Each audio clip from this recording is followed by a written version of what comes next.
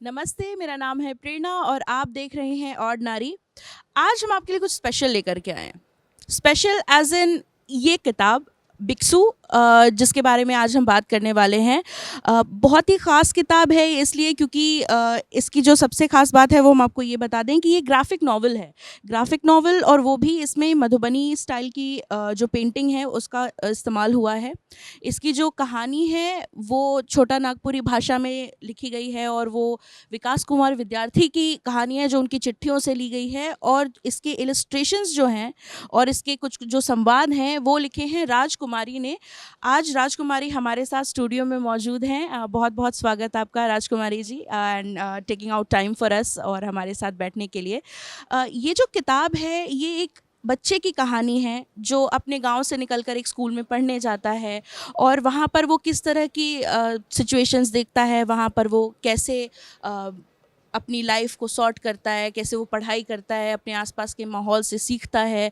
और इसमें जो वो एक मिट्टी का सोंधापन है इस भाषा में और उस छोटे बच्चे की इनोसेंस में, वो सब कुछ इस किताब में देखने को मिलता है। जैसा कि आप देख सकते हैं यहाँ पर इसमें बहुत ही कलरफुल जो इलस्ट्रेशन है उनका इस्तेमाल किया गया है और बहुत ही अनकन्वेंशनल पेज की डिज़ाइनिंग है।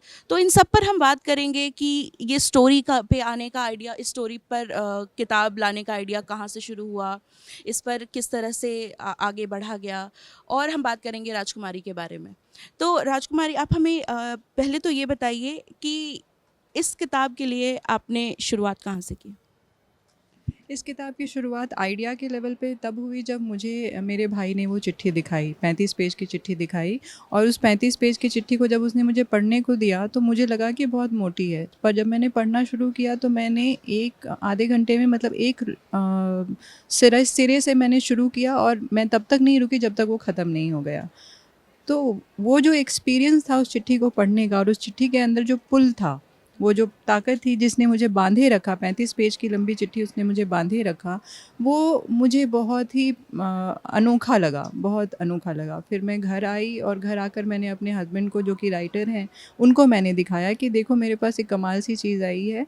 और और मैंने और कुछ भी नहीं बताया।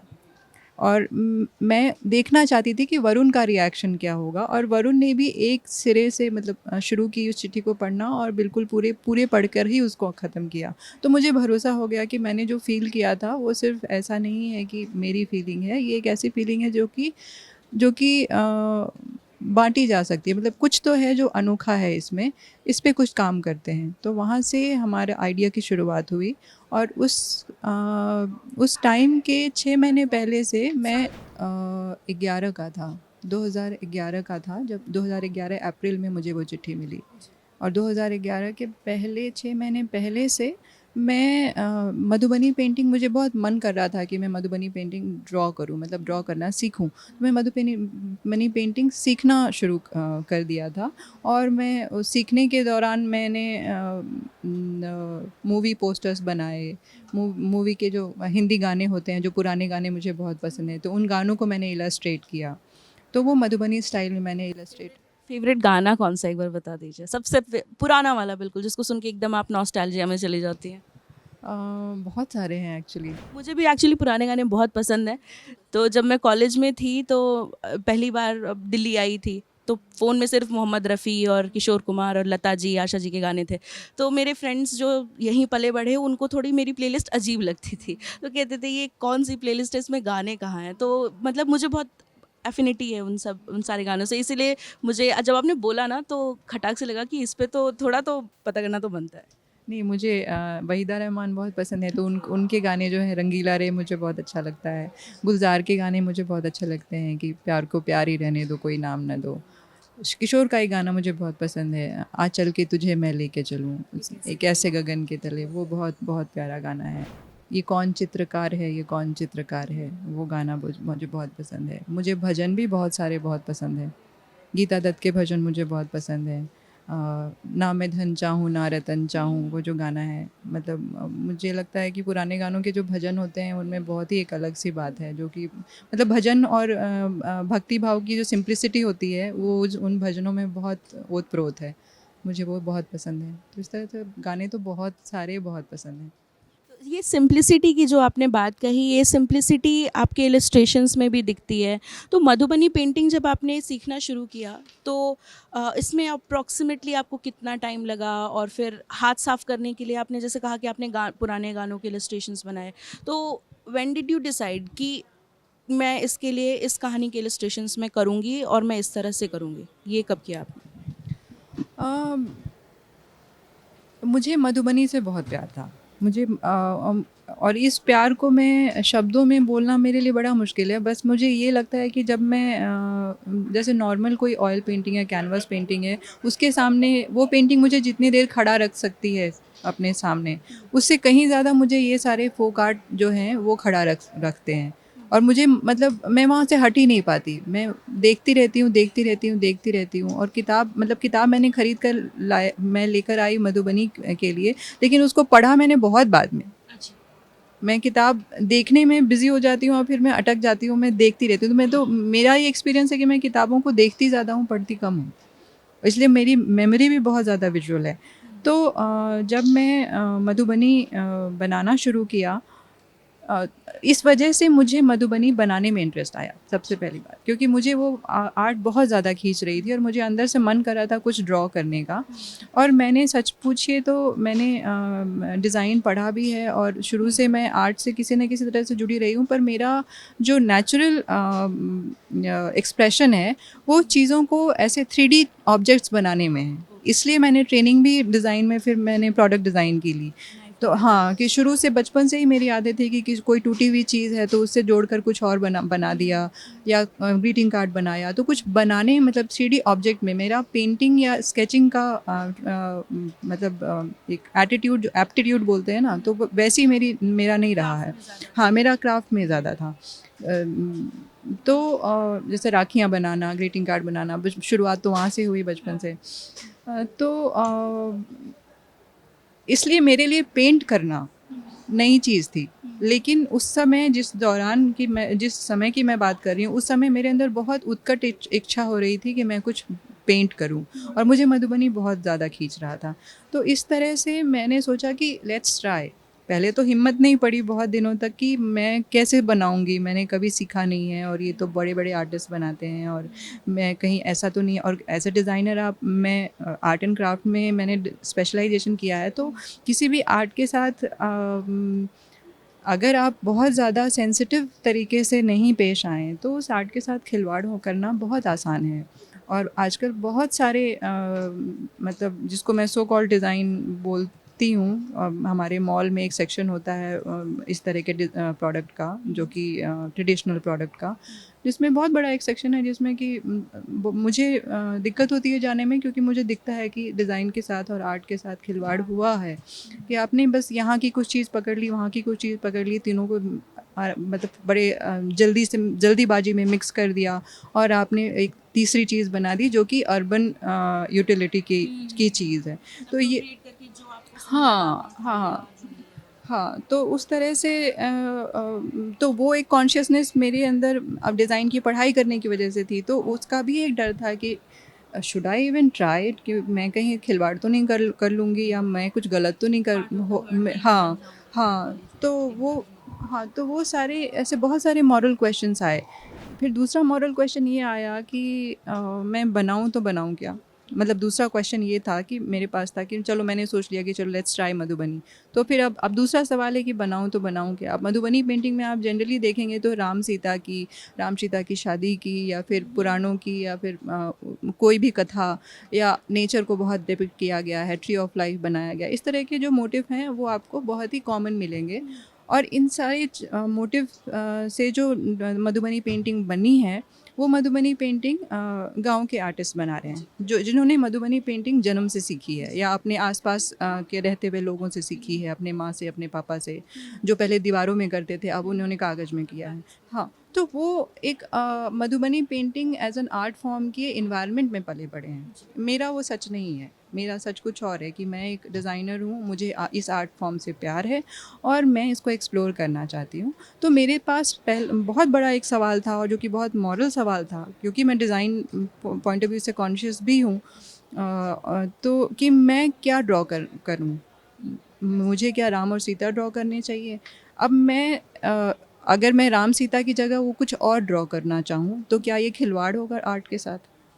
तो ये सारी चीज़, हाँ, तो ये जेन्युइन क्वेश्चन था एज एन आर्टिस्ट, मुझे लगा। तो बहुत दिनों तक मैंने सोचा, बहुत दिनों तक मैं इस वजह से नहीं बना पाई।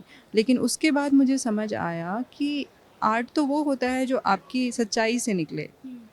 तो उनकी सच्चाई सच में वही है। अगर उन्होंने वो कहानियाँ सुनी हैं, उस कहानियों से अपने आप को देखा है, उस कहानियों को के भजन गाए हैं, है ना? तो वो कहानियाँ उनके जीवन का हिस्सा है, उनकी मेमोरी का हिस्सा है। उन्होंने अपने नानी से सुनी है, दादी से सुनी है, या अपने माँ-पापा को वो उन कहानियों को ड्रॉ करते देखा है। वो उनके अपब्रिंगिंग का हिस्सा है, उनके कल्चर का हिस्सा है। अगर वो कहानियाँ मैं वही बनाने लगूँ, उसी तरह से बनाने लगूँ, तो वो मेरा हिस्सा नहीं है, वो तो इमिटेशन होगा। तो फिर मुझे अपने अंदर से ये जवाब मिला कि मुझे जो बनाना है वो मेरे अंदर से आना चाहिए, उसमें वो मेरा सच होना चाहिए। वो आर्ट कहलाएगा या नहीं कहलाएगा वो तो बाद की बात है। अभी तो मैं कोई एग्जीबिशन नहीं लगा रही, अभी तो मैं मधुबनी पेंटिंग को ट्राई कर रही हूँ, अपने साथ ट्राई कर रही हूँ। तो अभी at this moment I have to be truthful towards myself, and I should be listening to the voice inside me कि मेरे अंदर से क्या चीज़ है जो एक्सप्रेस होना चाह रही है। तो जब मैंने अपने आप से ये सवाल किया तब मुझे जवाब आया कि मैं गानों से बहुत ज़्यादा मतलब प्रभावित भी हूँ, कह सकते हैं। मेरे मेरे जीवन का, मेरे अपब्रिंगिंग का हिस्सा है वो मेरे साथी रहे हैं, मेरे हमराज रहे हैं। बहुत तरीके से गाने हमारे जीवन में इस तरह से घुले मिले हैं जिसको ना डिफ़ाइन किया जा सकता है, ना उसको अलग किया जा सकता है। तो वो बहुत नेचुरल चॉइस थी मेरी कि मैं अपने मतलब इमोशन को, और हमारे इंडियन बोलचाल में भी हम बहुत बार ऐसा होता है कि हम अपने इमोशन को बताने के लिए गानों का सहारा लेते हैं, गाना बोलते हैं तो वो सामने वाले को भी समझ में आ जाता है। तो वो एक उस तरह से जुड़ाव रहा है मेरा पुराने हिंदी गानों से। तो मेरे अंदर से नेचुरली फिर वो चीज़ अपने आप एक आंसर आया, तो मैंने बोला कि let's try. There is no pressure to be an artist, there is no pressure to do something great and call it art. जो मन में आ रहा है, जो दिल में आ रहा है, जो सच लग रहा है वो करते हैं, और उस तरीके से मैंने करना शुरू किया। तो मैंने सबसे पहले, मुझे याद है कि मैंने ट्राई किया कि क्या बनाऊं, तो मुझे शोले दिमाग में आई कि मुझे शोले बनाना है। तो मैंने ट्राई किया, अच्छा शोले बनाना है तो शोले में मुझे अब मधुबनी में है कि सबके फेस एक जैसे होते हैं, है ना? मधुबनी में ऐसा कोई डिस्टिंक्शन नहीं होता कि ये मेल फेस एक जैसा, फीमेल फेस एक जैसा, सारे एक जैसे हैं। अब मेरे पास ये था, अब अगर मैं, हाँ, अगर मैं बनाऊंगी तो अमिताभ को लगना तो चाहिए ना वो अमिताभ है। अब अमजद को लगना चाहिए ना, नहीं तो मैं कैसे बोलूँगी? मैं क्या मतलब नीचे लिख दिया शोले, वो अलग बात है, लेकिन कुछ तो एक होना चाहिए। तो वो एक दूसरी फिर सवाल आया कि how to convert Amitabh Bachchan in Madhubani style. तो मैंने maybe make him extra tall और समथिंग। तो मैंने वो extra tall with respect to him, मतलब वो भी आपके पास इतना सा स्पेस है, इतना सा बॉक्स है, आप उसमें कितना एक्स्ट्रा टॉल बना दोगे? तो तो खैर ये सारे सवाल आपको आएंगे जब आप बनाना शुरू करोगे। इसलिए मैं वही कह रही थी कि मतलब देखने में ये चीज़ें बहुत सिंपल लगती हैं, आप एक सरसरी निगाह से देखोगे तो बहुत सिंपल लगती हैं, पर उसमें बहुत सारी इस तरह की चीज़ें इतनी घुली मिली हैं और इतने अच्छे से घुली मिली हैं कि वो उभर के सामने नहीं आती है, बट जब आप देखना शुरू करोगे तो वो धीरे धीरे खुलती जाएंगे। तो मैंने सिर्फ फेसेस बनाए, बहुत सारे फेसेस ड्रॉ किए, और मैंने अपने आप से पूछा कि अच्छा ये थोड़ा सा अमजद जैसा लग रहा है, मतलब और तो मेरा पर्पस ये था कि मुझे कुछ फीचर्स तो दिखाने होंगे जो कि चाहे अमिताभ बन्ने के जैसे कपड़े पहने हैं वैसा दिखाऊं, अमजद की दाढ़ी थी वो दिखाऊं, अमिताभ की दाढ़ी नहीं थी, वो बेल बॉटम पहना है उसने। तो फिर सवाल अपने अंदर से आए और उस जवाब भी अपने अंदर से आए, और उसको मैंने करना शुरू किया, ड्रॉ करती गई मैं। तो मुझे लगा कि हाँ, मतलब ये तो थोड़ा सा क्रैक हो रहा है ऐसा कि मैं अमिताभ को और इसको अलग अलग कर पा रही हूँ। तो फिर मैंने वो ये दोस्ती हम नहीं भूलेंगे, उस पर पहला मैंने वो बनाया, इलस्ट्रेट किया उस गाने को। तो उस गाने को इलस्ट्रेट किया, और मधुबनी में एक बड़ी ख़ास बात है कि इसमें बॉर्डर बहुत सुंदर होते हैं। आप बहुत इंट्रिकेट होते हैं, हाँ। और जिस किताब की मैं बात कर रही हूँ, जो कथा पब्लिकेशन से पब्लिश हुई थी, उस किताब में जो चित्रकारी है वो मोतीलाल कर्ण का और सत्यनारायण लाल कर्ण का है। वो दोनों वाइफ हस्बैंड हैं, और उनकी चित्रकारी मुझे अभी तक मैंने जितनी मधुबनी देखी है उसमें मुझे सबसे ज़्यादा पसंद आई है, क्योंकि उनकी चित्रकारी बहुत बारीक है। मतलब मधुबनी में ऐसा भी है कि आप मोटे मोटे ब्लॉक्स बना दो और उसको कलर से भर दो, वो भी एक मधुबनी होता है, और वैसी मधुबनी बिकती भी है। पर इनका जो काम है बहुत बारीक लाइनों का काम है, बहुत ही पेशेंस वाला काम है, जो कि मुझे बहुत पसंद आया। तो क्योंकि वो इंस्पिरेशन था और वो अप्रिशिएशन भी था, इसलिए और नेचुरली मेरे अंदर भी वो अटेंशन टू डिटेल वाली जो चीज़ है वो बहुत ज़्यादा है। तो मुझे भी बारीक काम करने में नेचुरली बहुत मज़ा आता है। तो मधुबनी आपको वो एलिमेंट भी देती है बॉर्डर का। तो उस तरह से मैं पहली चीज़ ये थी कि मैं फेसेस अलग कर पाऊँ, फेसेस मैंने अलग कर लिए, और उस चीज़ को सजाने के लिए एलिमेंट मुझे मधुबनी के बॉर्डर्स से मिल गया। तो फिर मैं मधुबनी के बॉर्डर्स में तो फिर मोटिव हैं और लाइंस हैं और ज्योमेट्रिकल शेप्स हैं, उसमें आप जितना चाहो प्ले कर सकते हो। तो वो मैंने प्ले करना शुरू किया, तो मुझे बहुत मज़ा आया, बहुत ज़्यादा मज़ा आया बनाने में। और मुझे लगा कि हाँ, ये एक चीज़ है जो कि मैं कह सकती हूँ कि ये मेरा सच है। तो वो बनाने, और जो होता है ना कि जब आप कभी कोई किसी अपने सच को सच्चाई से एक्सप्रेस करते हो, तो अंदर एक बहुत डीप सेटिस्फैक्शन होता है, वो नेचुरली होता है। वो चाहे वो एक्टिंग हो, सिंगिंग कुछ हो, भी, कुछ भी, illustration हो, कुछ हाँ, भी हो, हाँ, आर्ट के थ्रू आप जब करते हो तो वो हाँ, चीज़ आ जाती वो चीज़ आ जाती है। तो सच्चाई में वो पावर होती है कि सच्चाई के साथ सुकून आता है साथ में। तो वो आया, तो मुझे लगा कि आई शुड फॉलो दिस। है। आपकी मैं अब ज़्यादा टाइम आपका लूँगी नहीं, बट एक क्वेश्चन है वो मुझे बहुत जब से मैंने ये किताब खोली, मैंने इसको पढ़ा, उसमें जो बिक्सू की जो कहानी है जिस पे हम बात कर रहे हैं, आप बोकारो से हैं, बोकारो में आपका जन्म हुआ। हम लोग जब छोटे थे तो बोकारो हमारे लिए था कि भाई वहाँ पे बच्चे जो बहुत तेज़ होते हैं वो पढ़ने जाते हैं। वो शुरू से एक इमेज बनी हुई थी कि वो स्कूल से 2-3 चिन्मया वगैरह के बहुत नाम था कि वहाँ पे पढ़ने जाना है, ये करना है, वो करना है। वहाँ से फिर अभी आप बॉम्बे में रह रहे, मुंबई में रह रही हैं, तो अ, बिक्सू की कहानी भी है कि वो अपना गाँव छोड़, अपनी जो जगह है वो छोड़ कर के कहीं और गया है पढ़ने लिखने के लिए, सब कुछ उसने किया है। मुंबई में रहना और इस तरह के काम से जुड़ना जो आप कर रही हैं, which reminds you of your roots, जो आपको आपके आपके जो अपना समय, अपना इतिहास है, अपनी जो जड़ें हैं उसको, उससे आपको जोड़े रख रहा है। तो how does it feel like Mumbai में अभी रहना? कभी-कभी ऐसा नहीं लगता कि घर की बड़ी याद आ रही है, कुछ मिसिंग है, या ऐसा कुछ, ऐसा कभी लगता है आपको?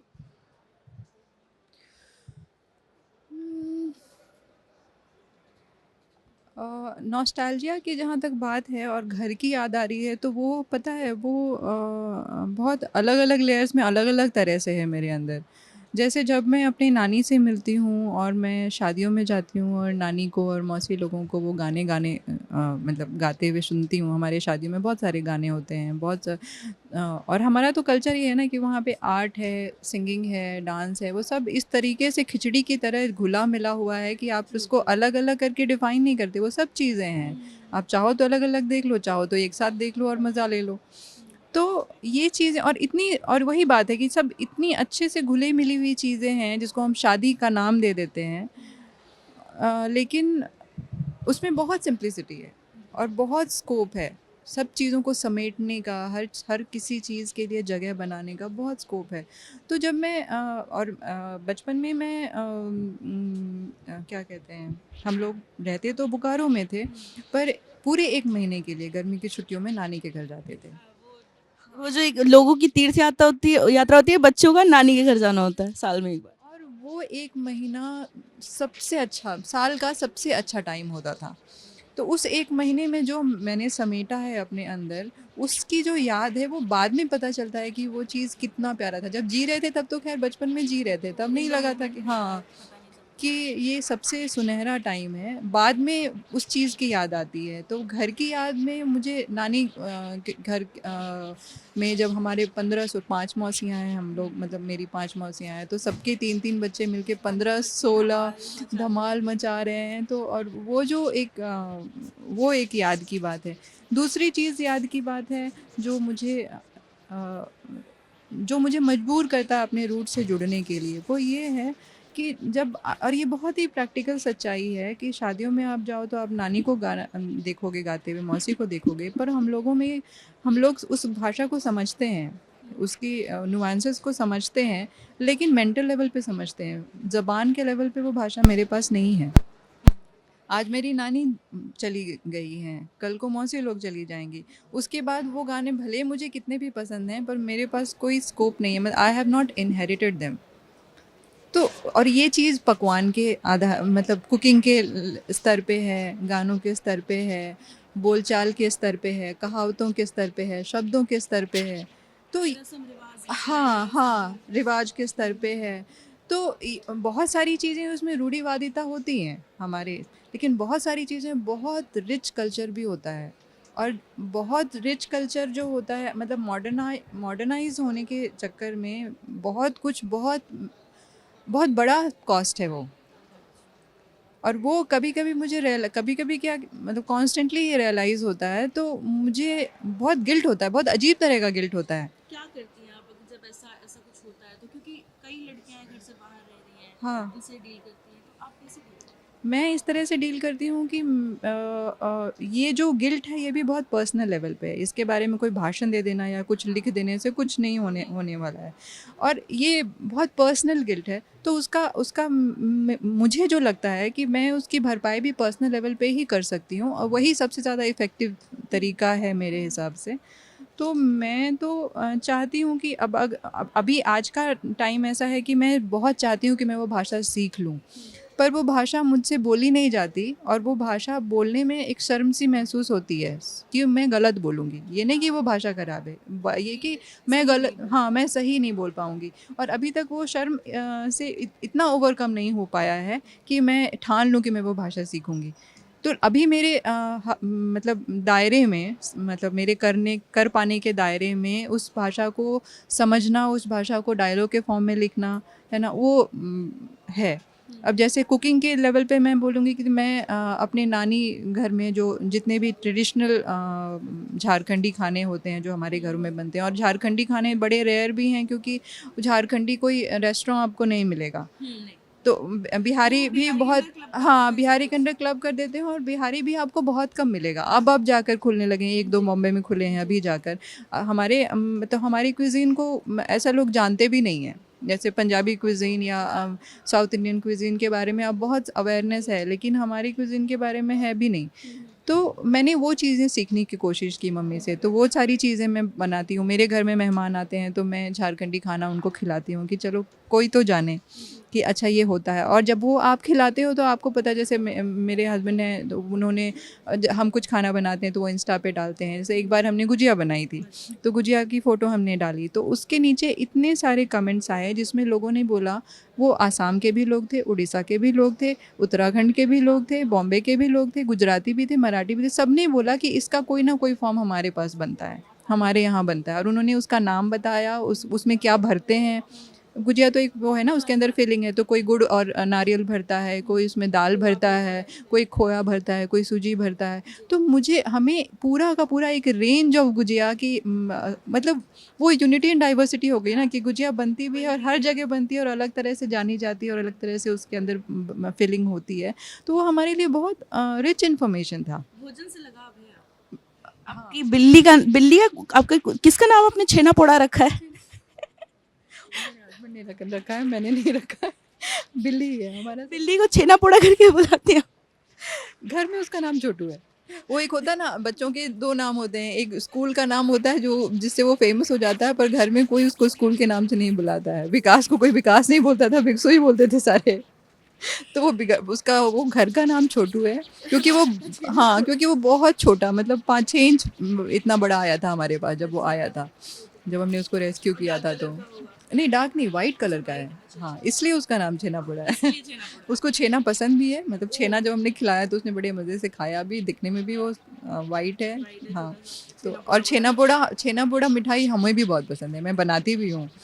हाँ, तो इस तरह से हम लोग जैसे मैं और मेरे हस्बैंड जब हम कहीं घूमने जाते हैं तो वहाँ मैं हम ट्राई करते हैं कि खासकर वहाँ की लोकल क्विजीन्स हम खाएं, और उसमें से जो भी चीज़ हमें अच्छी लगती है और इतनी सिंपल लगती है कि हम उसको बना सकते हैं, तो हम अपने मेन्यू में, मतलब अपने घर के खाने में उसको इनकॉर्पोरेट करते हैं। तो उसी तरीके से मैंने अपनी गुड़िया दोस्त से छेना पोड़ा बनाना सीखा था। मेरी गुड़िया फ्रेंड एक दिन मेरे घर आई थी, तो मैंने उसको बोला कि, और उस दिन वरुण का बर्थडे था शायद, तो और वो बहुत उसको पता नहीं था, तो वो जब आई तो उसको पता चला कि वरुण का बर्थडे है, तो उसको बहुत वो लगा कि यार मैं कुछ लाई नहीं कुछ। मैंने बोला तू सबसे अच्छा गिफ्ट दे सकती है, जो वो ये दे सकती है कि हमें कुछ सिखा दे। तो फिर उसने घर पे हमारे छेना पोड़ा बनाया और हमने उससे छेना पोड़ा बनाना सीखा। तो जो सहेजने की बात है वो इस तरह से, मतलब ये कोशिश है जो ये अवेयर कोशिश आप कह सकते हैं कि जितना भी हो सकता है भाषा के स्तर पे, जैसे अभी नागपुरिया, छोटा नागपुरिया भाषा अब हम रोज़ के मर्रा में तो नहीं बोल रहे। अब यहाँ हम भी मैं हो गया बॉम्बे आकर। हाँ, तो वहाँ शब्द खो जाएंगे ना, अगर आप बोल नहीं रहे हो तो शब्द खो जाएंगे, मुहावरे खो जाएंगे। और गांव के मुहावरे ऐसे होते हैं जिसमें एक मुहावरे के पीछे पूरी कहानी होती है। जैसे इस किताब में एक मुहावरा है कि और मुड़ला बेल तरे, तो कहने का उसमें पीछे उसकी पूरी कहानी है कि एक टकला आदमी एक बेल के पेड़ के नीचे बैठा हुआ था, और वो बेल का एक फल है वो टूट कर उसके सिर के ऊपर गिरा। तो उसको जो चोट आई उसके बाद से उसने लाइफ में लेसन लिया कि कभी भी बेल के पेड़ के नीचे नहीं बैठना है। तो उस कहावत को कि आप गलती से सीख कर आप उस गलती को दोबारा रिपीट नहीं करने का आप ठानते हैं, उस चीज़ को एक्सप्रेस करने के लिए ये कहावत है कि मुड़ला बेल तरे। तो इस तरह से बहुत सारी चीज़ें। तो जब मैं गांव पे जाती हूँ तो मैंने एक बार अपने सारे मौसा जी को और मामा लोगों को बोला था कि आप मुझे गालियाँ बताओ इस लैंग्वेज में, जो गालियाँ हैं, क्योंकि गालियाँ तो ऐसा भी है ना कि आप सामने कोई नहीं बोलता, आपस में लोग बोलते हैं। तो लोगों को बड़ी शर्म आई, बहुत मुश्किल हुआ, बहुत जद्दोजहद हुआ। लेकिन मैंने बोला कि आप ये भी एक फ़ायदा हो जाता है कि मैं वरुण के नाम से पूछ लेती हूँ कि उसको जैसे उसने सच में यूज़ किया है। मेरी रूममेट थी जो बिहार की थी, वो मुझौसा वर्ड मुझौसा गाली वो यूज़ करती थी, और उसके गांव में यूज़ होता था, वो यूज़ नहीं करती थी उसके गांव में। उसने मुझे बताया था, मैंने वरुण को बताया, और उसने गैंग्स ऑफ वासेपुर के गाने में यूज़ किया। तो इस तरह से शब्द सहेजे जा सकते हैं ना, और तो कोई तरीका नहीं है। तो मैंने उस समय पहले तो सबने बहुत रेसिस्ट किया कि गाली कैसे बताएंगे, अब मामा भी बैठे हैं, मौसा जी भी बैठे हैं, मौसी भी बैठी।